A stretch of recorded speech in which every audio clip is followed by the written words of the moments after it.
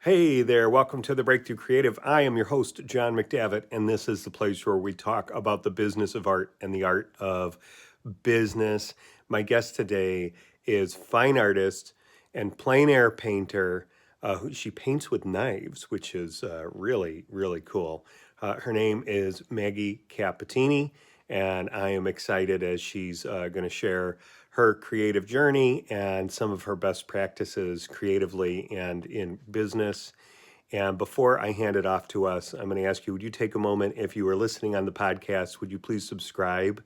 And then if you would leave us a review and a 5-star rating, that would be fantastic. If you are watching on YouTube, would you please just scroll down to the red subscribe button and give us a subscription?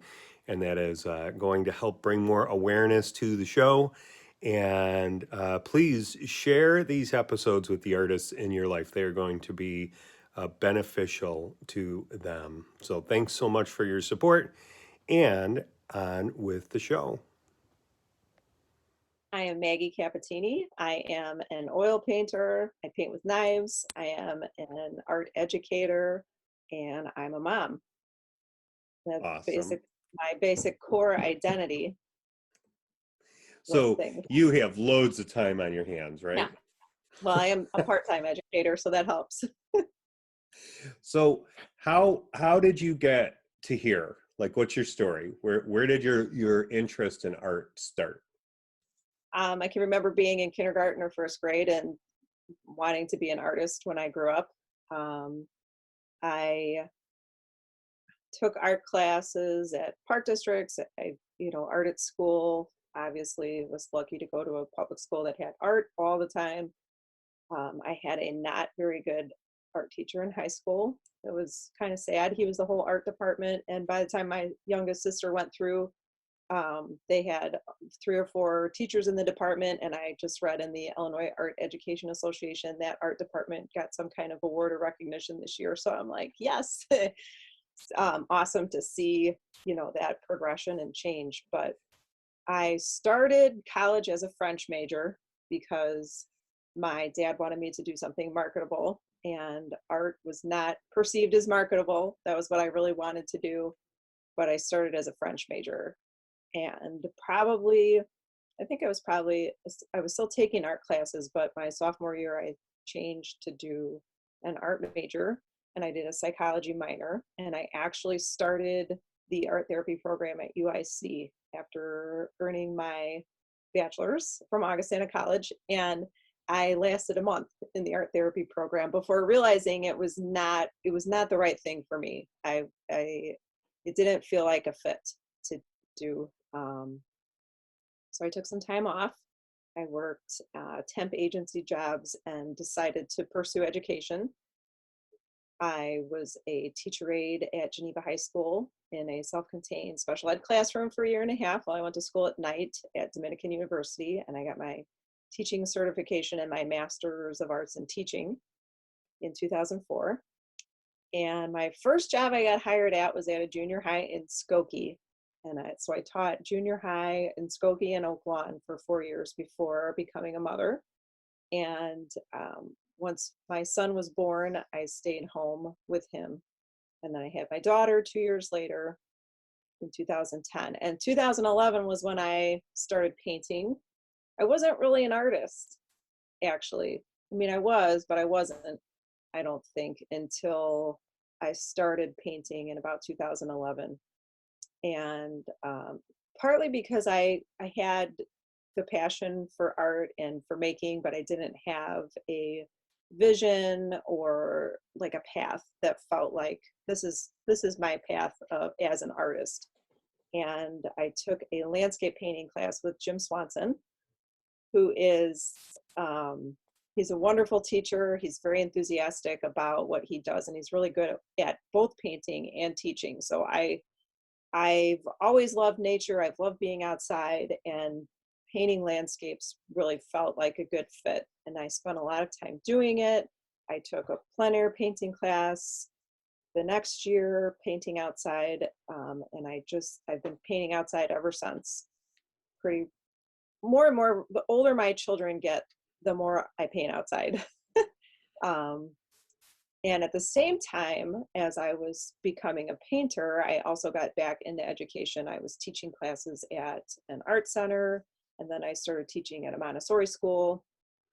And after that, I was hired as a museum educator, which is something that I had never ever imagined doing. I don't know if I even knew that it was such a thing, that there was a job that you could have, but I really loved it. And I think if I had done everything over, that maybe that would be something to focus on from the beginning, would be museum education. I really like the way I was at a local history museum. So you're bringing together education and history, but really in a very specific local history kind of a way, directly meaningful to the people, many of the people who your outreach is for. So that was pretty cool. I did that for 5 years.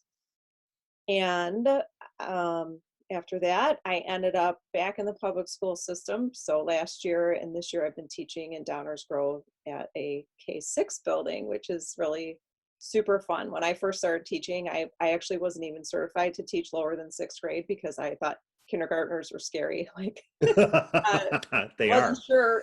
Well, it turns out I love them. They're so much fun. The young kids they have so much enthusiasm, and they have no inhibition about making things, and they are not Yeah. self-conscious about any of it. And it's just really, really fun to see and to engage with and to give them opportunities to be messy and try stuff out. So That's so cool. So here's what's really cool about your story right now is I've I don't know a lot about you, but we've worked kind of, I wouldn't say side by side. We've been artists who have worked in the same program for the city of Lockport on two separate occasions now. And um, it's really cool to have watched the work that you do, because I am I am jealous of your style and the stuff that you create. It's so fun, and you have such great control with the knife, and it's really beautiful work.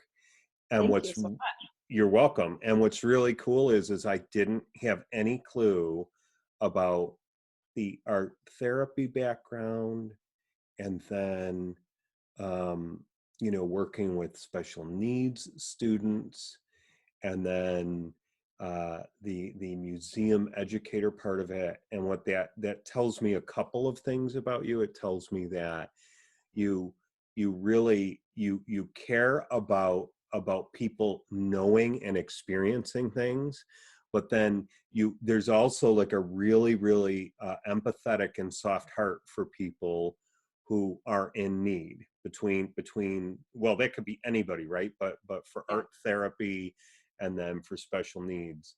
And I have some dear friends who are special needs teachers, and that is a very sophisticated and challenging and special kind of person who gets into that. So maybe going back to the art therapy, which I know you said that ended up not being, like, you realized that wasn't your thing, but Mhm. there was something that called you to that. So how did that arise for you? I think I just always felt compelled to help people. Like that was something, that felt right to me, like supporting people, providing them with help or resources. But for me, I think the art therapy is, to speak of the soft heart. My heart was too soft, I think, is my where I landed with that. That I thought that I would internalize too much. Mm, And so education was a different way where you can still really be there for kids beyond being an art teacher or yeah. whatever it is that you teach, that you're developing relationships with people. You're providing them a safe space to learn and grow and take risks. And so that was a better fit for me, combining art with service. Yeah. Because I guess I'm imagining what you've said is that, and tell me if I'm wrong, that art therapy, when you're dealing with people with traumas, that the boundaries were a little bit difficult for you because you're so empathetic Yeah, and you could take it on. Yeah. yeah. Yeah. Yeah. Yeah. That is wise and discerning, and it's hard. Yeah. Therapy is a hard thing, and trauma is a hard thing. Um, so, so then, uh, you focused on education. You just said you're not an artist at that point. Like, you didn't see yourself really as a painter, right? No. Mm-mm. I mean, Yeah. painting was what I loved. So Augustana had a studio program. I couldn't be a painting major or a drawing major like other certain, like my friend that went to Miami of Ohio was I think she was a painting major, but it was Yeah. just a survey course. And so I took a lot of different things. I loved painting and I loved figure drawing.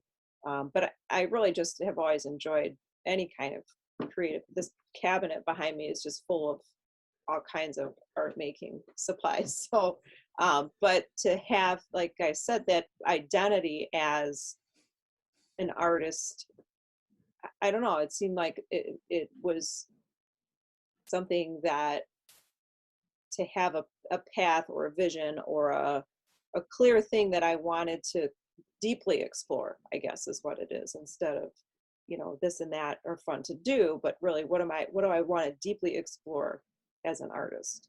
And that came around to landscape painting. And so, would you say that?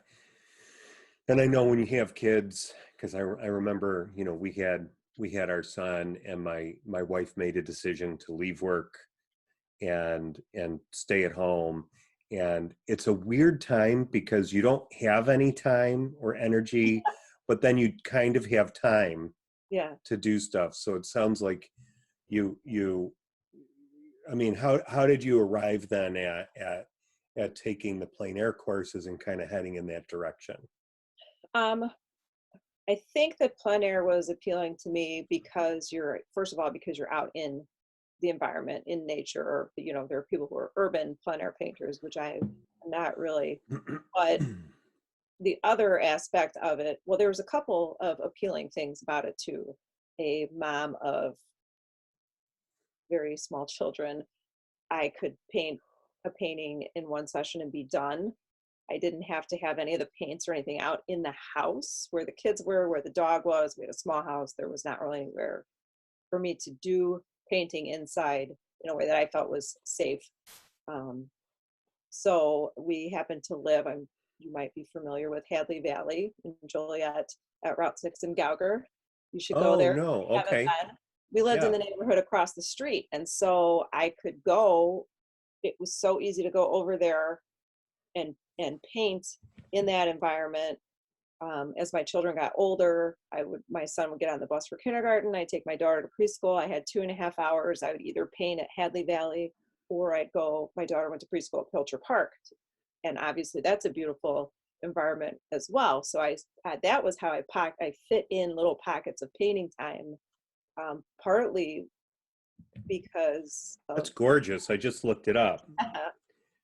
it's beautiful Wow. all seasons. And that was my first solo exhibit. I painted over the course of like 15 or 18 months all throughout. I was out there in my snow pants and everything, and I painted um, all the different seasons in Hadley Valley. When they do the burns, they roll up in the fall, they roll up hundreds of hay bales, and it's this sweeping landscape that you can see from Route 6. And I contacted the Will County Forest Preserve and said, hey, I did all of these paintings, and I was wondering if there was a place or a way that I could have an exhibit, to share them.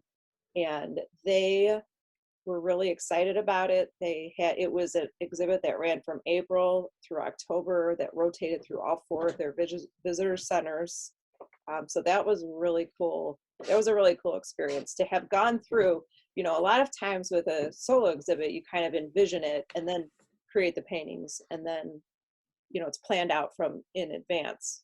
Where this one, I had done all the paintings and I wanted a place to exhibit them, and I didn't know where to do it, but I thought, okay, well, let me just take a shot here and ask the Forest Preserve if they're interested, thinking they'll probably say no. But they didn't. So it was awesome. It was really cool. it was a really cool experience, and their enthusiasm. I mean, these are people who love the land, right? The Yeah. people that work at the forest preserve and all the different roles at the forest preserve. So they were so excited. They were very enthusiastic about it. So that made it even more of a wonderful experience for me, just that they were so into it. That's awesome. And what did that do as far as just like the public, how was it received, and did that turn into commissions, or do people want to buy the paintings? I did sell paintings. I had an interview with the Daily Southtown, which was so cool. I was on the front page of the Southwest section.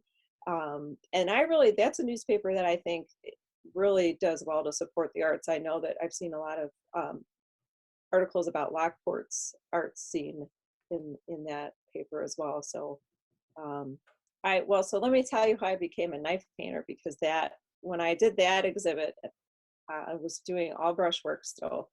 Um, and the transition from brushes to knives was sort of slow. It didn't happen all at once, but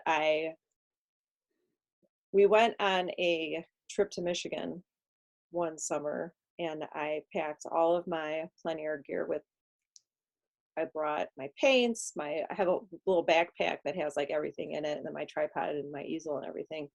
And we got to Michigan, and I'm ready to go start my first painting out at the beach, and I realized I didn't bring any brushes. The one thing I forgot to pack was paintbrushes. So I actually went and bought some at the Meyer, and they were no good. Like they were just craft brushes. So it was like, no brushes are better than these. With the oil paint, it just wasn't working. So I did have my knife, my mixing knife, and it was like, okay, either I'm gonna not paint or I'm gonna paint with the knife. So that's what I did. And I have to credit my husband, because he would say, I like your knife paintings way better than your brush paintings, which is like, you're kind of like, oh no. That's Uh, dangerous territory, right? for yeah, for somebody to compliment. It's, hey, what are you talking about? yeah, right. So, I am excited about the paint itself. I like there to be, just oil paint has such a thickness to it. It has such a neat texture. When you get it on with the knife, you can see a lot of different kinds of texture. You can kind of get the paint mixing on the panel. So I really liked the effect, but it made me so nervous, because it was like, I'd be okay, I'll be a knife painter, but then I'd have a subject I wanted to paint, and I'd say, oh my God, I can never, how could I ever paint that with a knife? But instead of just, saying, oh, I can't paint that with a knife and not trying it, I would always try it and see, can I paint this with a knife, and how does that turn out, or how can I manipulate it to make it look how I want it to look, or at least in a way that I'm satisfied with. So that I started doing exclusively knife paintings, I think like 4 years ago. But Yeah. now I'm back to the brush a little bit. Are you? A little bit. Like this one I Okay. did Yeah. last week, and it's big, so to cover that whole thing with paint with a knife painting uses a ton of paint, which is part of the fun of it. But to do Yeah. something that large, I was like, I don't know. And I did that plein air. So it was like a 2-hour painting session. So I'm like, okay, I'm going to start with the brush and then go back and bring the knife in. But I didn't really like, the knife painting is mostly just like the magnolias and a couple of green areas. So that's mostly brush, which is like, I've seen on Instagram, I think you working on painting, and then you'll just scrape everything off of it. yeah, it happens. And I mean, at some point I was thinking, and it was absurd. I thought to myself, well, she's just reusing that paint. No, you can't reuse it. It's all mixed together. So it's oils. And I started thinking, wow, that's expensive. Yeah. Um, but it's cool. It's cool that you go to that extent, right? Well, sometimes paintings just are not working to the point where Yeah, you can't save it, or you could kind of save it, but it looks so forced that then yeah, like you don't like it. You yeah, don't like it, even though it's okay. So It's not extremely often that I scrape a whole painting off, but I do it when it's the right thing to do. Where would you say, and I'm just going to use the word and you can give your own word if you want, where did the fearlessness come from to say, okay, because you'd say, how am I going to paint that? And Yeah. then you said, well, I'm just going to go do it. I'm not I'm not super sure where it came from. It's, no one's ever asked me that before. People have said that I'm a confident paint, like the confidence shows through in Yeah, the work. And I think that confidence is sort of a marker of fearlessness, that, they kind of go together. Sometimes confidence comes from knowing what you're doing, but sometimes it comes from just being willing to try and not be afraid of the failure. yeah, Um, I guess it's kind of like I don't really have anything to lose. I mean, you can certainly put yourself down in the dumps, like, oh, I can't I can't get this right, or I'm not a good painter, or whatever artists go through, the self-doubt, yeah, but um I don't know. And it's kind of been even beyond like the painting itself. Like, do you want to paint a duck? Yes. I don't know how big that duck is, and when I see the duck I go, oh my gosh. With these ducks for the Lockport program this summer, but just saying yes, even though you don't know how it will work out, or it's not something you've ever tried before. I don't know. I guess I really wanted so badly to be a painter that that's how you do it. You try it and you do yeah, it and you figure out what works for you. And that's the other thing too, is taking classes and learning from other artists, um, and really learning to take what makes sense for me as an artist and incorporate those things, or change what I learn a little bit to make it work for me. Um, One example is painting color charts, learning how your colors mix. You hear you really should paint color charts. You really have to do that, and that's what background knowledge, and it makes it so much easier to mix, and you save paint down the road because you are reflexively mixing your paint. And I would be like, oh, like that was just so tedious sounding, and having to keep the brushes clean and tape everything off, and just not my style. But I knew there was value there.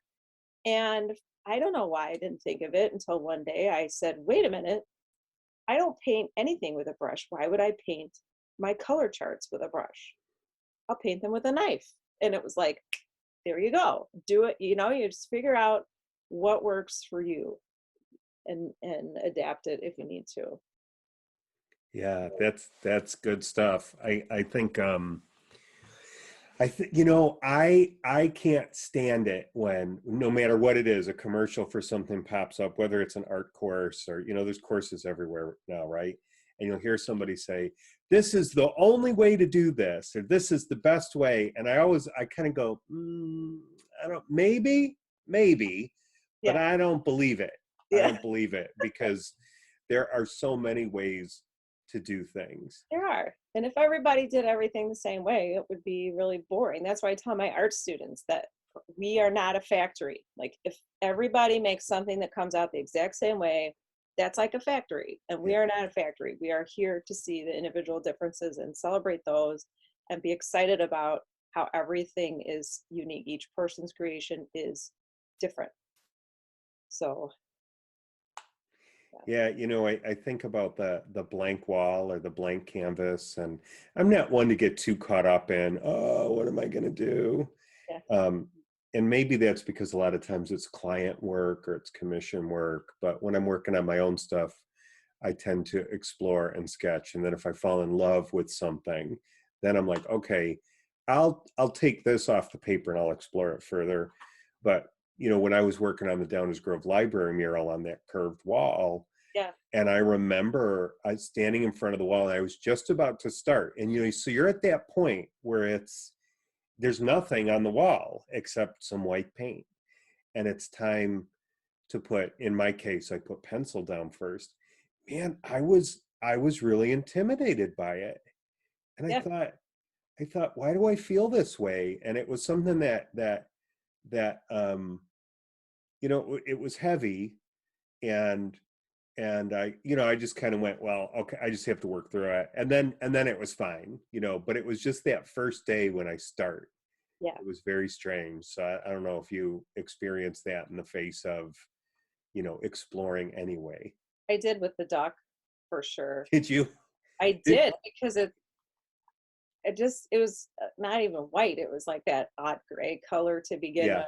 And so and I've never painted anything like a landscape on something that's curved yeah, and a landscape in the round where you're going to be seeing it from all around and having to problem solve that and wanting it to go well from the beginning. So I put that terracotta color all over the duck. It's like just that you have to just do that first thing yeah, and get the train rolling, and then for me at least most of the time it's like, okay, I know I can do this. Like I know I can, this is going to work out fine. Just one step and then the next step, you know, and yeah. Some momentum and inertia, yeah, huh? yeah, no, Yeah. It's funny because I come out of a product background, toys and junk, and so many of the things that I'd end up painting were gray at first because you're working over something that's been sanded and then primed. yeah, And so when that showed up, I leaned on it and I smelled it, and I could smell the primer on it. yeah. Felt like home, like Oh, yeah, I was comfortable with it. fun. So that's pretty cool to hear your take. Like you were like, Yeah, no, oh. I thought it smelled funny too. I don't know that smell. It's like, hmm, yeah, It's that's like body shop smell a little bit, yeah, a yeah. little bit. So, are you a technician with your art? But tell me more about what you I mean. guess I'm asking because I'll let everybody in on a dirty little secret that when we're both working on these ducks, right? And I'll probably, if you're cool, if you send me a photo, I'll pop photos up Yeah. of our ducks here. Yep. But we're working on these ducks for this summer art series, public art in Lockport, Illinois, and I'm looking at this thing, and something I can't stand is painting for the outdoors because the elements are so nasty. And I'm kind of biding my time on this, and I'm like, what am I going to use? Am I going to go with like an oil-based paint? Am I going to go with an enamel? The duck is made out of fiberglass. Is it flexible? It doesn't feel flexible. I'm thinking about all this stuff. And I don't even remember how it started, Maggie. Somehow I asked Maggie what she was using, and she said, "Oh, I did this research, Yeah. and I've got these Nova paints, and now I see Nova paints everywhere. By the way, it's like you Oh, get yeah. a car and you see that same model everywhere. Now everybody's talking about Nova paints everywhere I look. So that's why I ask if you're a technician, because you like really researched it, and I totally rode your coattails. Well, I'm glad it's amazing paint. Yeah. So I am a researcher and I'm an information junkie, but I would not say that I'm a technician as far as painting goes. I like to use quality materials. I like to do archival supports, but I mean, I guess when I think about like being technical, to me, that's like a more tight and structured style Mm, or a more traditional approach to the actual physical act of painting. But as far as like the the technical aspects of the materials, I definitely like to know what I'm using, and I like to know the history of things sometimes. But definitely to know the background behind what's a good thing to use and why. yeah. Yeah. Well, I mean, and it makes sense, right? Because you're trying to cut off any challenges that might arise if you painted it and it's out in the public and suddenly the paint just washed out. What happened? Right. Don't want that. Yes. No, Hmm. definitely Tell me about your your your transition then to, you went into knife painting. You took courses from your plein air teacher. Who did you say it was again? not. Jackie France is who I did plein air with. Jackie Francis, Jim and then Swanson was the guy I started painting landscapes with. I'm sorry, say his name again. Jim Swanson. So Jim Swanson. So you had these two instructor mentor people who were, and are they knife painters or were they brush painters? Brush. Yeah, and so were you brush at the time Yeah, when when I you were first with them started. Yep. until you had the issue on Fine. Yeah. vacation, right? Yep. So uh, then you have your show with the public park and land that you did these beautiful seasonal paintings for. And then what happened next? Like how did you so I know you sold a few, but then did anything like click or change for you at that point as far as selling your paintings and commissions? I would say it was a fairly long process to develop a like a regular sales of paintings. But what I think I got out of doing that Hadley Valley series was just that, the idea of doing series of spending time kind of focusing on either a location or like painting a lot of flowers or whatever it may be. And I have gone through, I'm trying to think of what different things I have gone through. Um, I would say that after the Hadley Valley exhibit was when I started to try and exhibit my paintings in juried shows more regularly.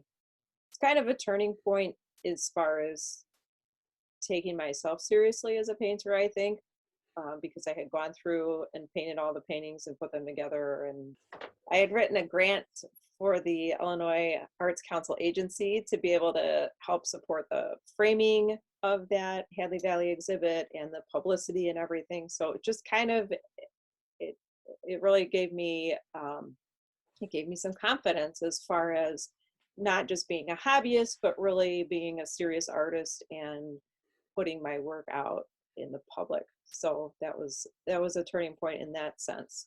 How did you know to go for the grant? Like what turned you onto that? Um, I think so. There's a book that I used. I don't refer to it back to it as much, but it is a book by Allison Stanfield called I'd Rather Be in the Studio.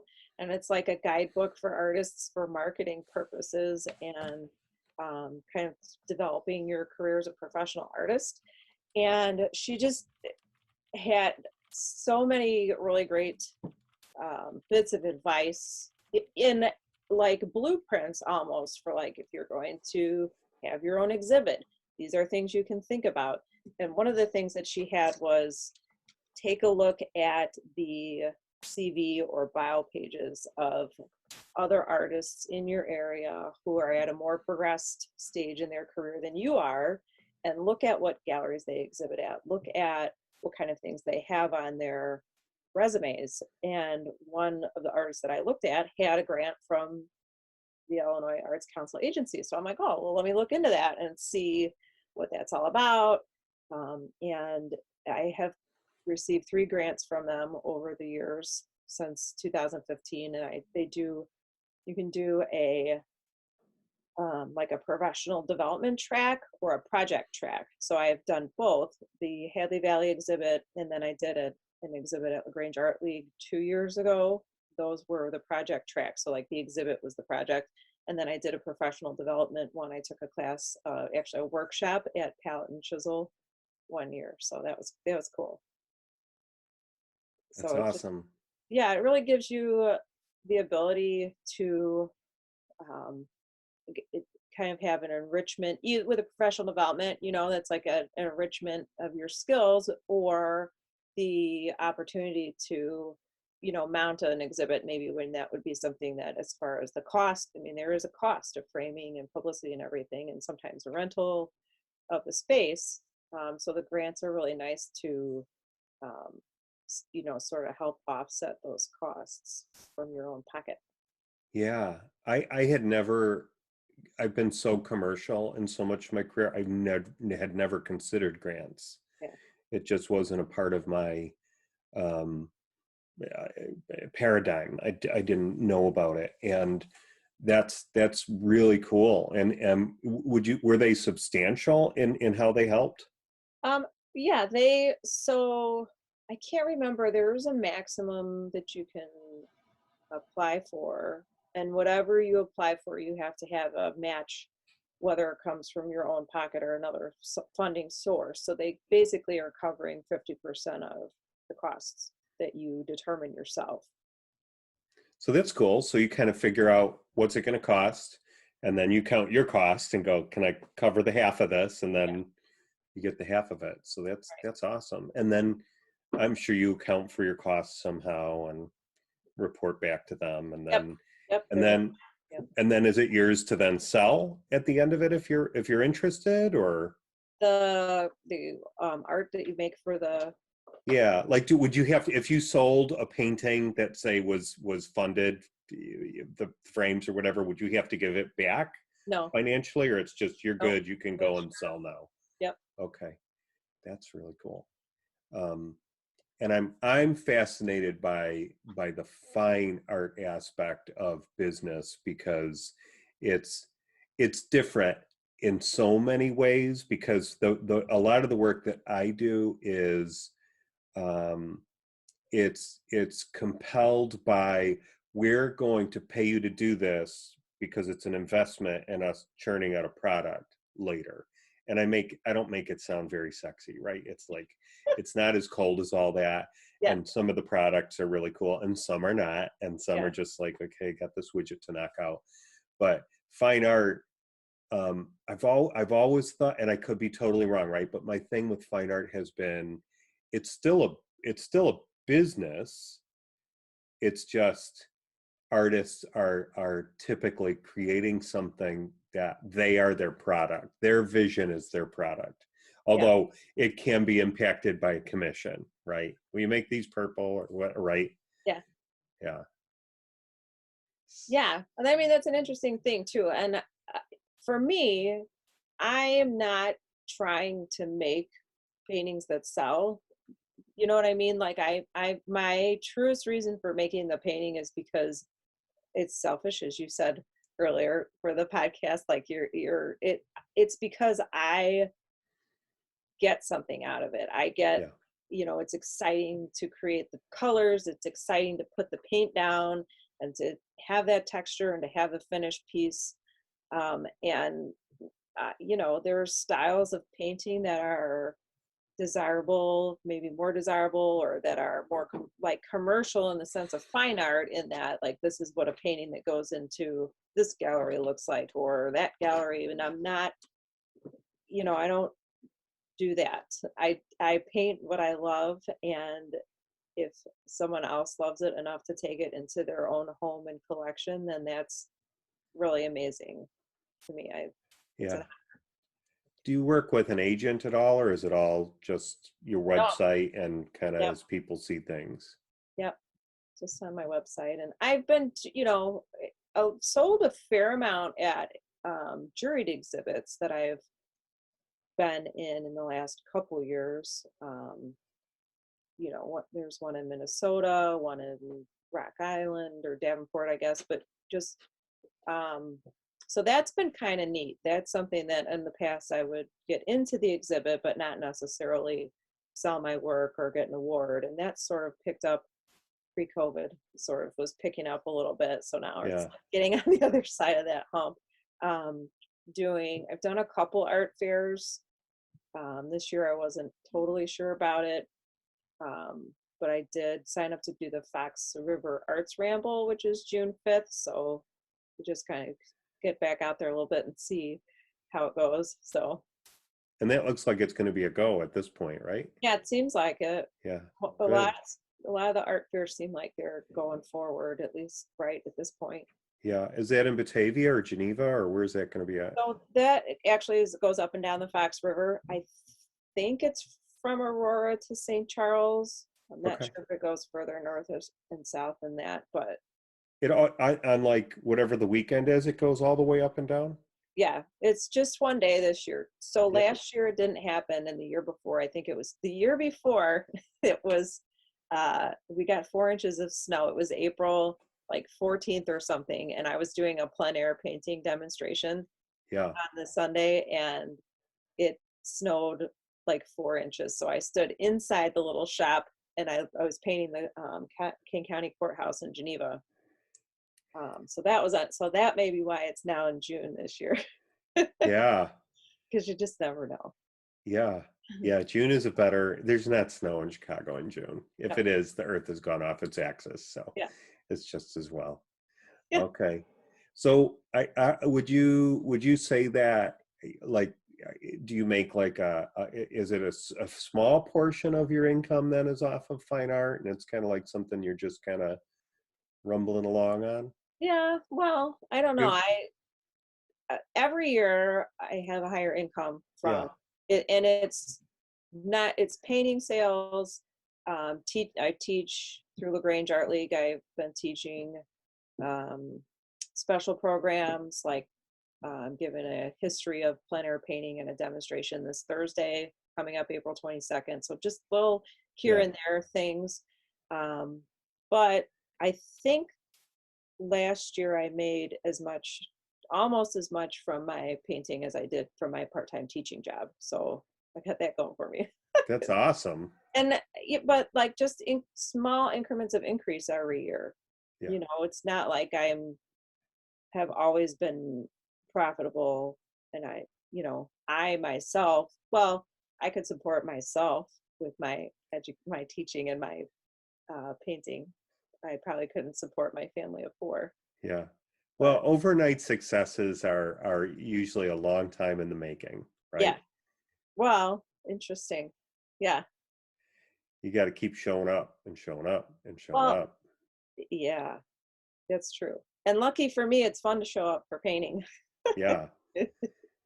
Yeah. Yeah, It's a really, I have not been able to separate my art from my it's not my identity because that's you get into weird stuff if that's like your identity, but it's I can't really separate it. It's almost like it's not my identity, but it's kind of like an appendage, like another yeah, arm or something. Like if I lost my left arm, it'd be bad.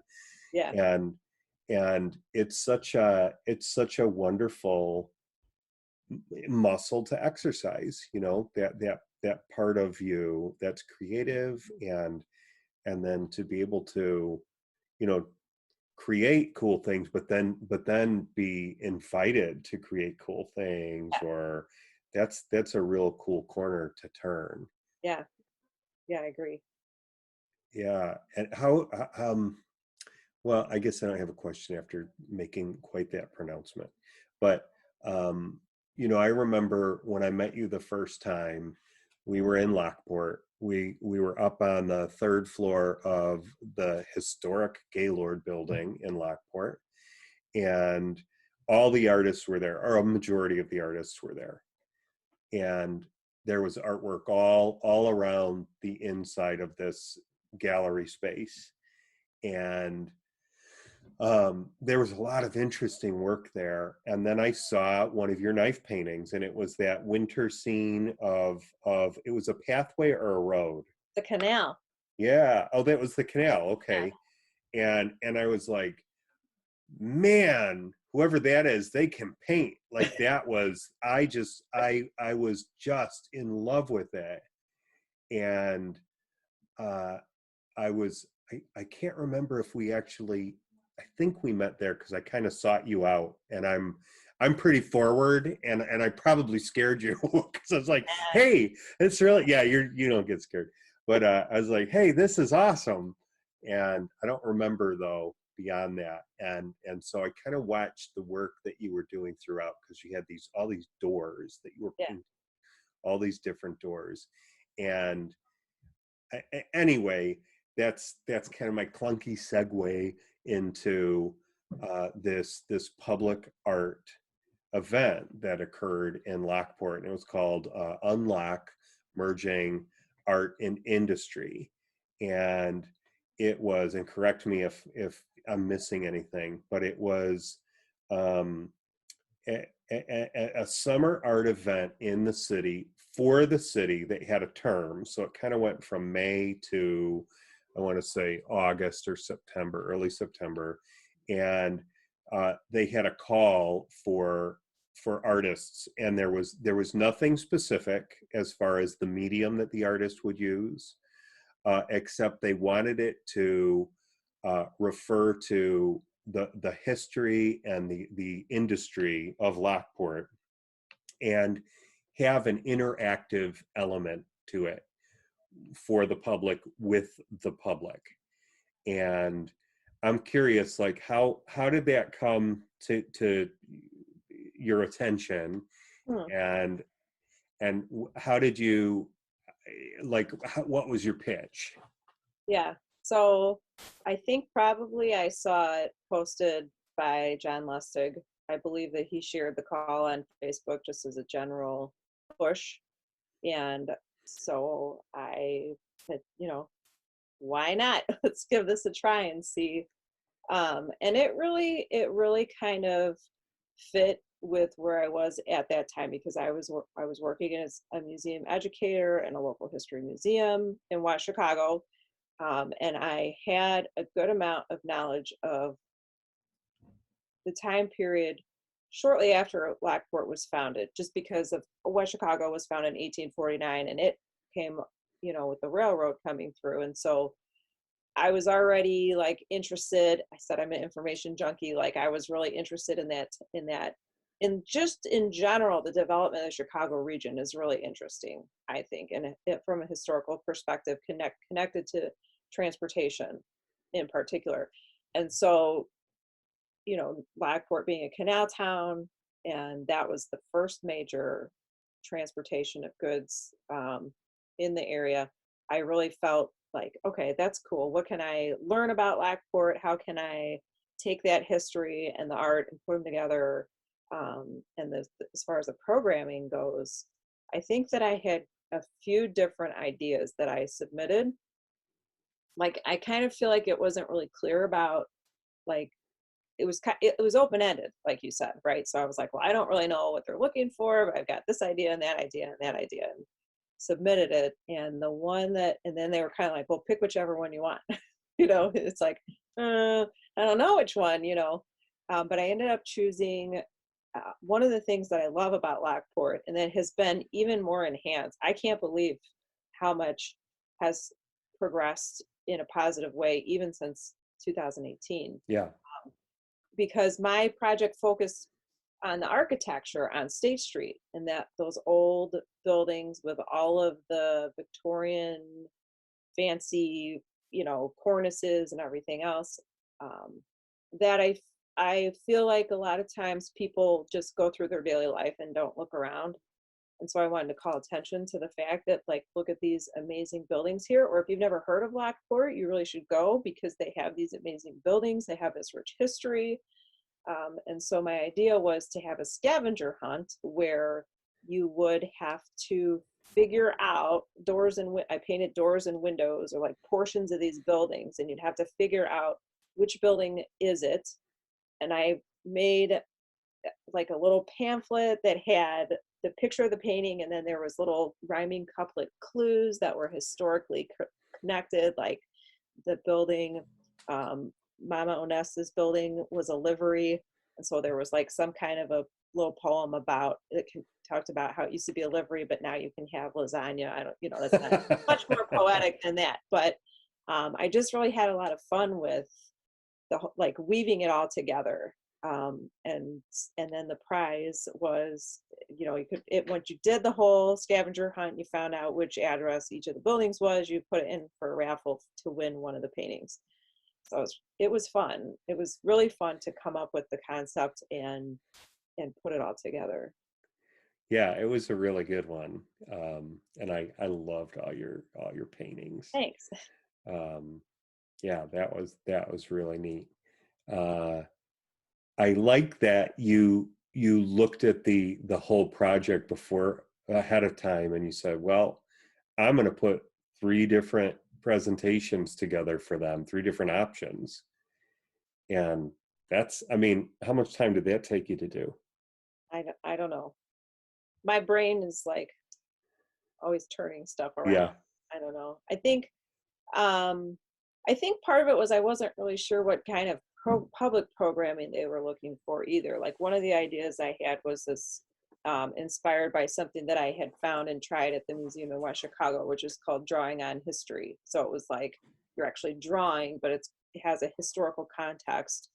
Um, and that was maybe, I don't know if that was like drawing some of the buildings. I can't remember, but so that was not as complex of an idea. And to be honest, I don't think that the one I did started out that complex either. I think my main idea was like, it's a scavenger hunt and I'll paint these things and then you have to find out which building. But as I get into it, then it's like, ooh, it would be fun to do like clues. Ooh, it would be fun if the clues rhyme. Like, so Yeah. I mean, I didn't have that all planned out from the start. That sort of evolved as I was in the creative process. Well, that's all part of it, right? It's almost like a painting where you're layering and layering and layering, and then if you're writing and creating, there's layers to that too. Are you a writer as well then? Not, not, no, I don't think so. Yeah. Well, I think you are Okay. because you did it for this public event and I it did was do it, and part of I the deal. actually, I guess I am because I mean I'm not like a regular writer, I guess I would say. But when I Yeah. did my solo exhibit at LaGrange Art League, I had all of these photos that I wanted to paint, but they wouldn't fit into like 8 by 10 or 9 by 12. I needed to do them panoramic, and so I painted, I don't know how many, a number of panoramic 12 by 24 inch paintings. And I was writing up my wall labels for these. And I found myself like going on and on and on and on. And I was like, oh my God, I can't just keep rambling on. So I wrote haikus for all of them. That's a way to put a limit on it. Yeah. So that was fun. That was fun too. Yeah. Yeah. 3, 5, and 3, right? 5, 7, and 5. 5, 7, and 5. I was off by a couple of primes. 5, 7, and 5. That's cool. That's very cool. Yeah. Hmm. So now I guess not a serious writer, but for fun, more for fun. Yeah. Yeah. A little bit more than just for fun, maybe, right? Because it's cool and it's attached. But anyway, I won't quibble over that. Um, so, what was the response to your task that you gave people in Lockport I at the had a doors? pretty good response. I had Yeah. people, yeah, and they, I can't, we did like a live stream of the pulling of the winner at the ISM. John and Nancy um, did put me on Facebook Live, and I think Nancy was the photographer or the camera person, and John was holding the bowl, and I'm like stirring around, and it was kind of fun, just to not it's like you got to have some extra fun motivation to do it, Yeah. not that people would not do it, but why not make it a little extra fun and give away a painting? Yeah. Yeah. Yeah. That's so cool. And then somebody has a part of it, and they've got the story, and I mean, that's what I really enjoyed about the event, apart from the other artists, was I had the interactive mural, so people would sign up and they would come out and actually paint, Yeah. and everybody was terrified they were going to ruin it, Yeah.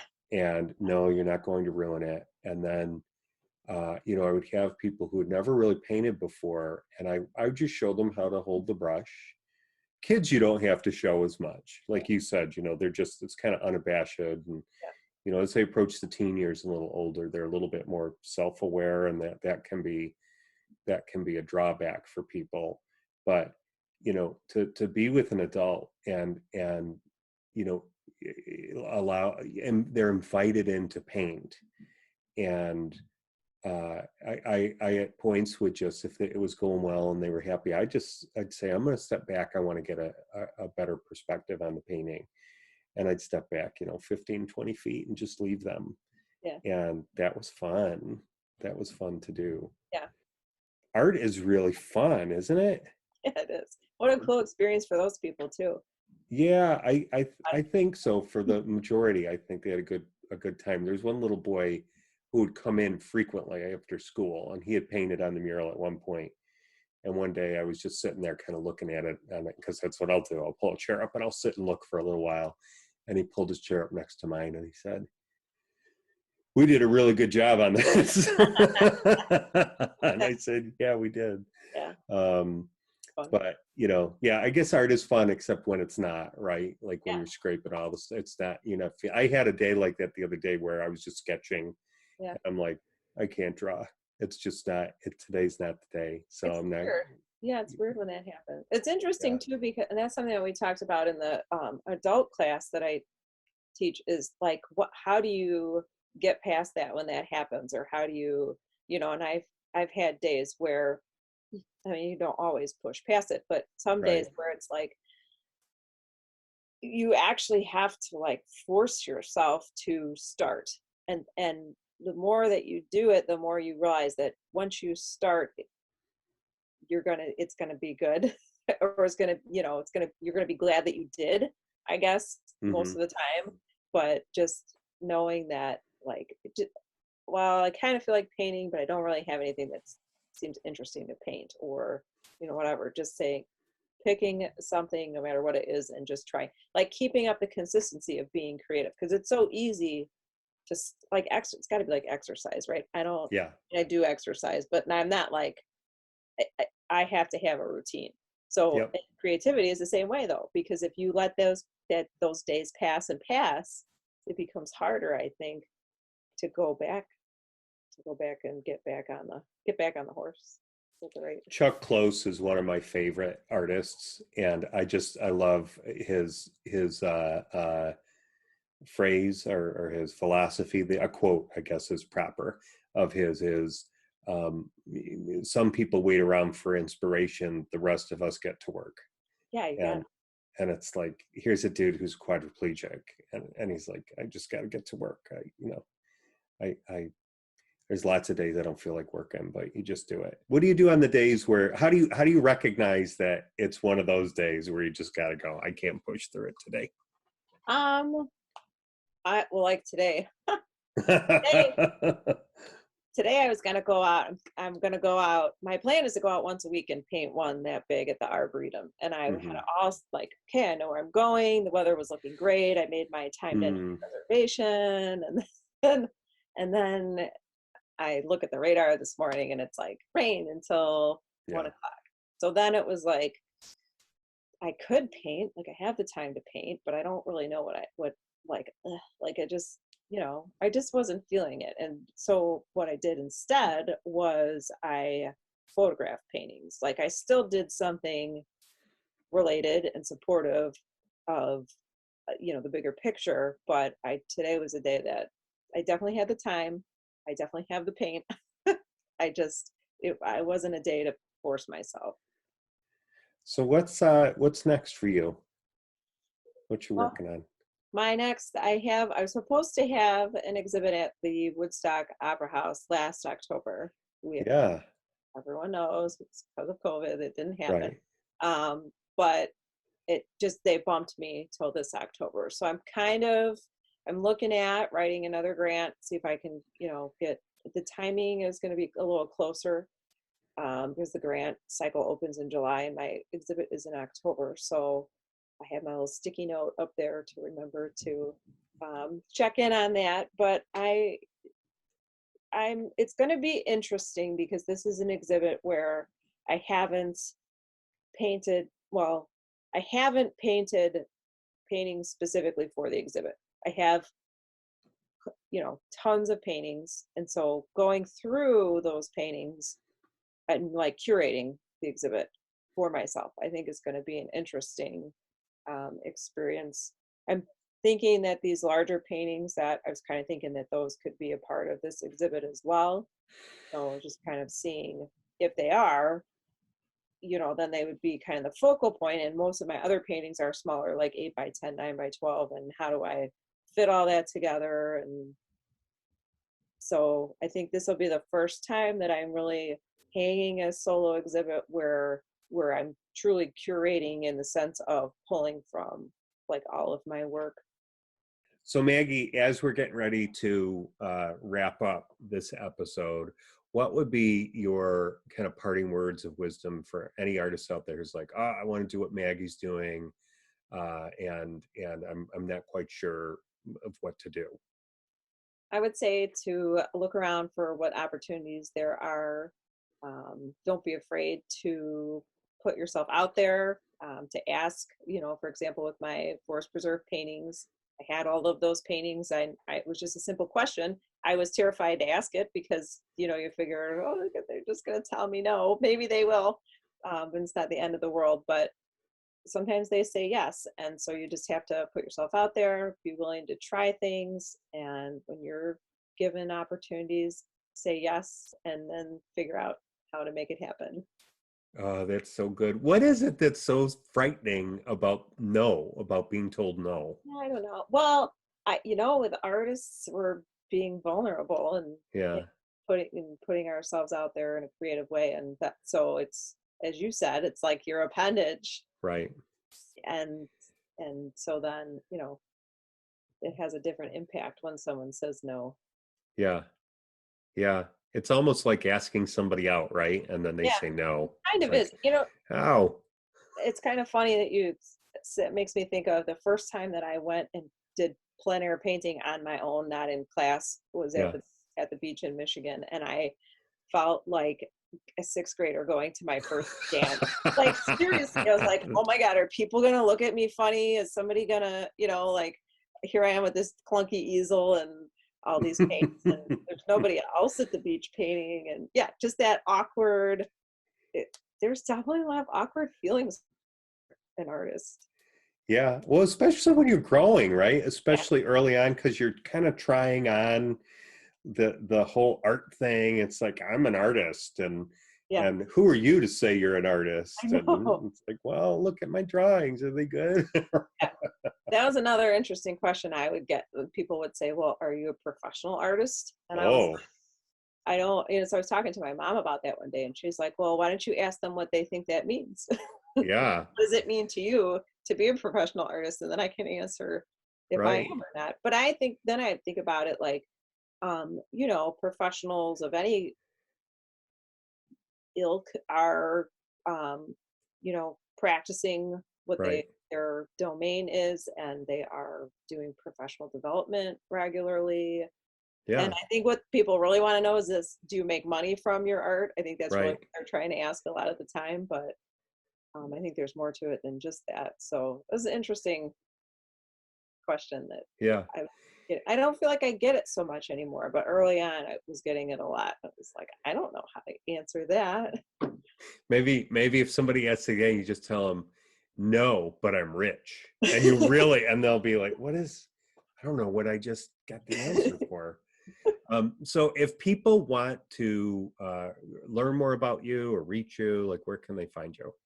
I have a website, maggiecapettini.com, which Capettini is one P, two T's. I grew up listening to my dad say one P, two T's. That's awesome. I'll put it Uh, in the show notes too, so it'll yeah, be linked. and Instagram, I'm at Maggie Paints, which is easy. Okay. Very cool. Maggie, thank you for being my guest. You rock. Oh, thanks for having me, John. It's so much fun. It's so much fun chatting with you. Thank you, Maggie, so much for being my guest. It was really cool to get to know you better and to get some more insight under the hood of how things work in your world. I love that you were off on vacation and you didn't bring your brushes, and so you decided that you were just going to knife paint, and how that the lack of resources really pushed you into a direction that maybe you wouldn't have taken otherwise, and have really created your particular look and style. I love that part of the story, that you didn't just fold stuff up and say, well, I guess that's it.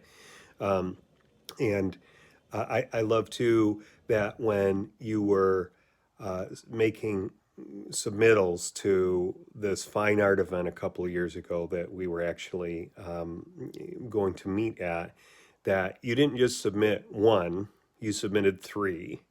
I love that. I love that you were hedging your bets and that you had great ideas, And, you know, three are better than one. So thanks once again. We can learn a whole lot from you in regard to ingenuity and go getitiveness. Is that even a word? I'm going to make it a word right now. Um, but if you want to find out more about Maggie, you can look in the show notes and you can find her there. And we actually have those ducks are going to be going on display in the public today. So I'm going to see her just shortly after I record this, which is pretty cool.